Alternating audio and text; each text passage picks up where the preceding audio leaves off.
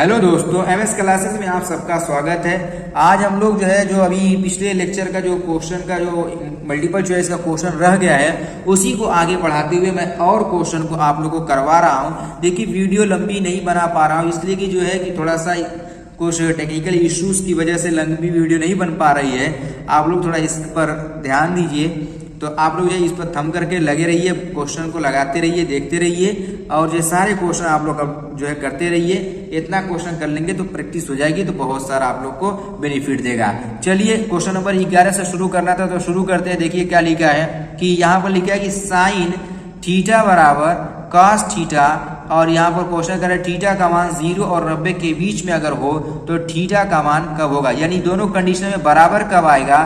तो हम जानते हैं कि 45 डिग्री पर दोनों का कोण बराबर होता है, यानी बी वाला ऑप्शन हमारा क्या हो जाएगा, राइट हो जाएगा। अब देखिए प्रश्न संख्या 12 क्या लिखा है कि साइन 15 के बटा में cos 75 का मान कितना होगा। तो यहाँ पर जो है हम लोग इसको हल करके देख ले रहे हैं कि इसका मान देखो कितना आएगा। देखिए किसका मान हम लोग को साइन 15 और साइन 75 का मान हम लोग को चेक करना है। तो यहाँ पर देखो साइन 15 के बटा में यहाँ पर cos 75 है, तो यहाँ पर हम लोग क्या लिख सकते हैं कि साइन 90 माइनस यहाँ पर हम लोग 15 कर लेंगे, ठीक है ना।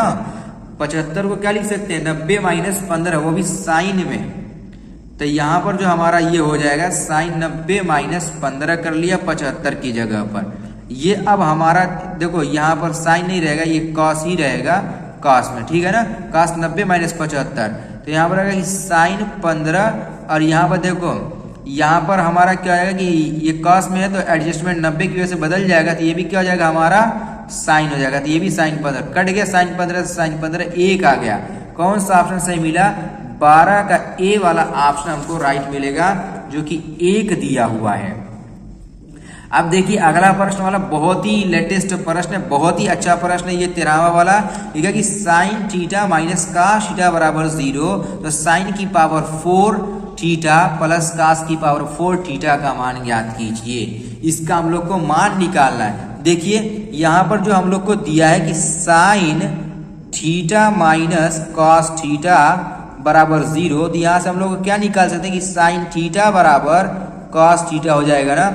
यानी यहाँ से जो हम लोग देख रहे हैं थीटा का मान जो हम लोग को मिल रहा है वो कितना, यानी 45 डिग्री होगा ना।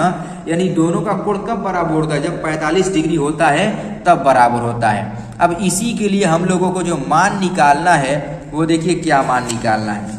ये देखिए हमारा क्वेश्चन है, मान हम लोग निकाल लेंगे। देखो यहाँ पर कैसे, तो यहाँ पर हम लोग साइन की पावर साइन थीटा की पावर 4 यानी साइन 45, साइन की पावर 4 45, और यहाँ पर आएगा कि प्लस, और यहाँ पर cos की पावर 4 45, ठीक है। अब देखो यहाँ पर साइन 45 का मान कितना, 1 बटा में करड़ी में 2 और इसकी पावर 4, फिर यहाँ पर आएगा कि प्लस 1 बटा में करड़ी में 2 की पावर 4।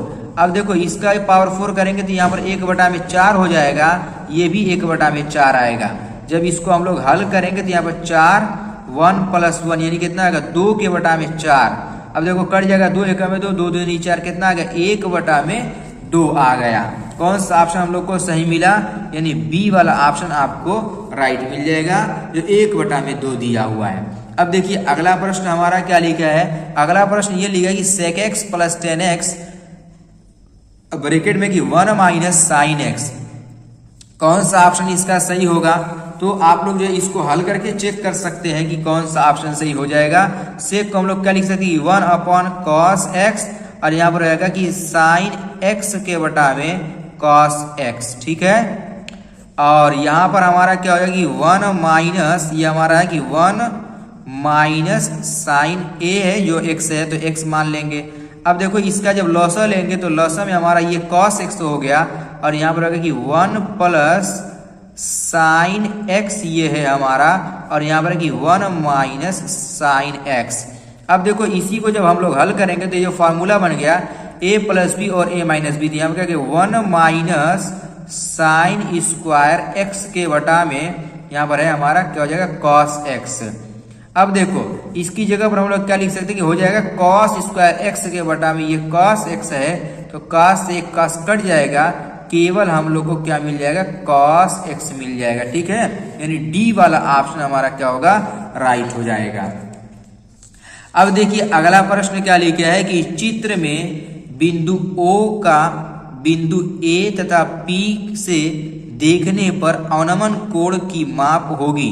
बिंदु O, चित्र में बिंदु O का बिंदु, देखो ये बिंदु O है और इसका बिंदु जो है A तथा P से देखने पर अवनमन जो कोण की प्राप्ति होगी, पहली कंडीशन में यहाँ से जो है अवनमन कोण मिलेगा वो 45 डिग्री A वाले से, और दूसरी जो कंडीशन में मिलेगा आप लोगों को वो 30 डिग्री हो जाएगा, यानी बी वाला ऑप्शन हमारा राइट हो जाएगा। अब देखिए अगला प्रश्न 16वां क्या लिखा है कि यदि किसी त्रिभुज ABC में ये C समकोण लिखा है, यहाँ पर C समकोण मिसप्रिंट है, तो यहाँ पर लिखा है tan A का मान 1 में करड़ी में 3 है, तो sin A cos B cos A sin B का मान प्लस में करके दिया है। तो सबसे पहले आप लोग त्रिभुज बना दीजिए इस तरीके से। ठीक, tan A का अनुपात क्या होता है कि लंब के बटा में आधार, तो मान ली कि यहाँ पर जो है A है, ठीक है, लंब कितना 1 और आधार हमारा कितना है करड़ी में 3, ये कितना आएगा बोलो, 2 आएगा ना, आप लोग निकाल लीजिएगा, पाइथागोरस प्रमेय से 2 आ जाएगा। फिर उसके बाद देखो यहाँ पर हम लोग को साइन A, तो साइन A का क्या होता है, ये B है, ठीक है ना, ये C है, तो A का अनुपात क्या होता है लंब के बटा में कर्ण, तो लंब कितना है 1 बटा में 2, फिर यहाँ पर गुणे cos B, तो यहाँ से इसका क्या होगा आधार के बटा में कर्ण, ये इसका क्या हो जाएगा 1 बटा में 2, ये भी हो जाएगा, फिर प्लस, फिर यहाँ पर लिखा है cos A, तो cos यहाँ से लेंगे, cos का अनुपात क्या होता है आधार के बटा में कर्ण, आधार कितना है करड़ी में 3 के बटा में 2, फिर गुणे sin B, तो sin B यहाँ से लेंगे लंब के बटा में क्या हो जाएगा कर्ण, लंब कितना है करड़ी में 3 के बटा में 2। ठीक, यहाँ पर क्या जाएगा 1 बटा में 4 प्लस 3 के बटा में 4। अब जब इसको हम लोग हल करेंगे तो बोलो 4 के बटा में 4, ये कट जाएगा, कितना आएगा 1 आएगा ना, तो यानी इसका ऑप्शन कहाँ दिख रहा है 1 कहीं दिख रहा है, तो ये जो सी वाला ऑप्शन हमारा है ये वाला राइट हो जाएगा।